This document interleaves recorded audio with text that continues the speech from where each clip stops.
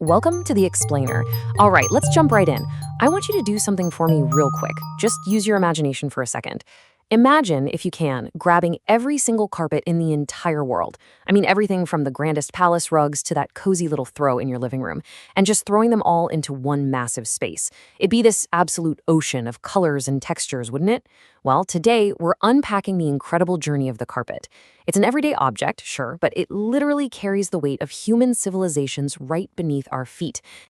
Okay, now let's strip all of that away.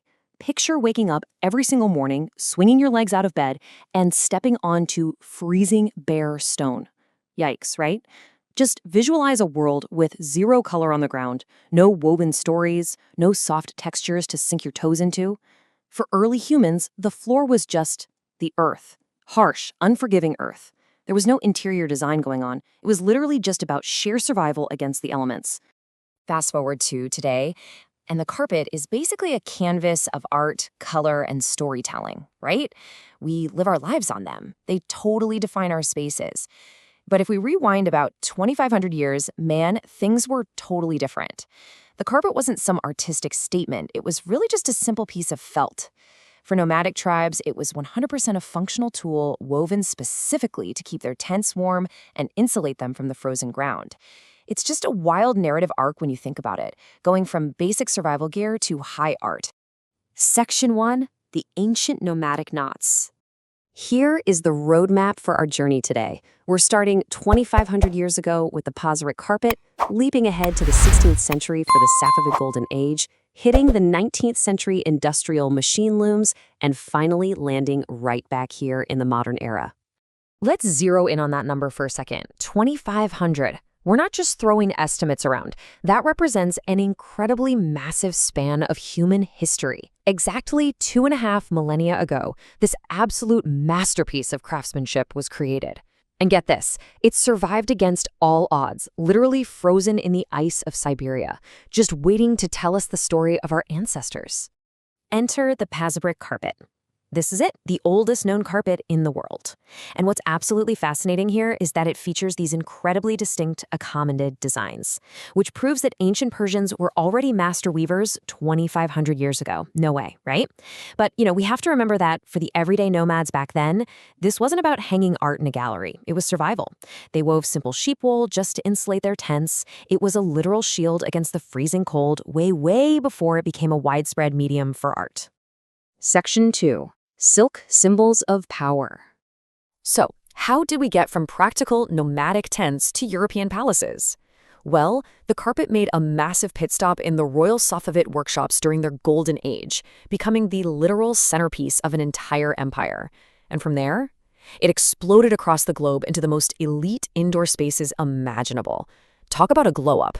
It went from braving the harsh outdoors directly to the center of global royal courts. Let's really look at what sparked this golden age.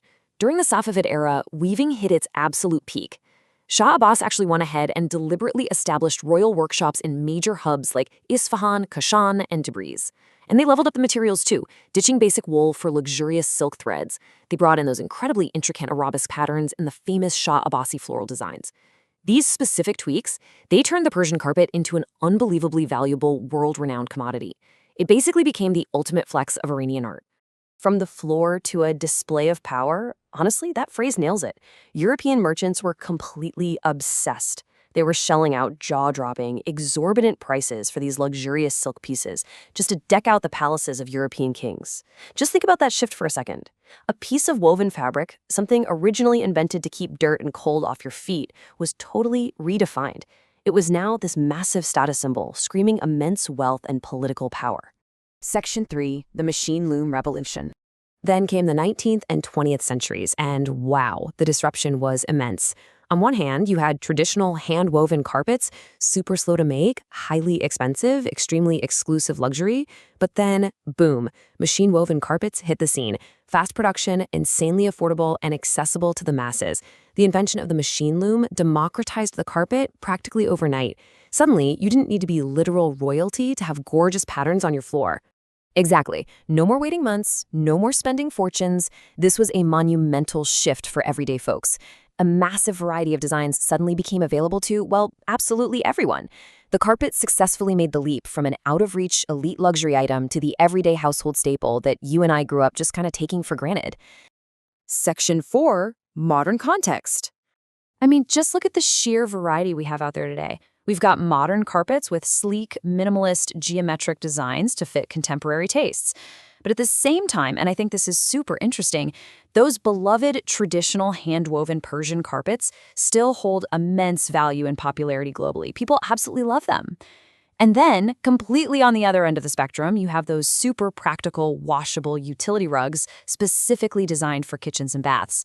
The whole concept of the carpet has just fractured to serve literally every possible need. But, the modern era definitely brings its own set of challenges. Designers today are constantly wrestling with how to keep carpets relevant, especially since they're competing head-to-head with incredibly popular modern flooring like hardwood and polished ceramic. It's a real balancing act. Interior designers are always trying to harmonize the traditional, cozy warmth of a carpet with those sleek, modern living spaces. The carpet basically has to continuously prove its worth in the modern home. And finally, Section 5, Silent Teacher of History.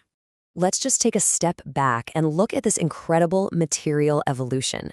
We started with simple felt just to survive the freezing cold. Then we figured out practical sheep wool, elevated that into incredibly luxurious silk threads, and finally mastered the machine loom for mass access. When you look at this progression, you're literally watching humanity learn to warm their feet, then decorate their homes, and eventually tell their grandest cultural stories through nothing but yarn and color. Carpet is the silent teacher of history. Honestly, I think that quote hits the nail right on the head for our journey today. This simple art form proves that an object's true value isn't just about how it looks or what it does. The real value is in the rich history, the innovation, and the generations of artistry woven deep into its threads. Think about it. Every single knot represents a human hand. It represents a specific era, a story of pure survival, or the rise of a thriving empire. So I want to leave you with this thought today. The next time you step on a rug in your house, what history are you going to feel? Remember, history isn't just locked away in some dusty textbook. It's literally woven into the smallest, softest details of our daily lives, right under our feet. If you found this dive into the past as fascinating as I did, let me know by dropping the word carpet down in the comments. It shows you're a part of this unfolding history too. Until our next explainer, take care and may the ground beneath your feet always be warm and soft.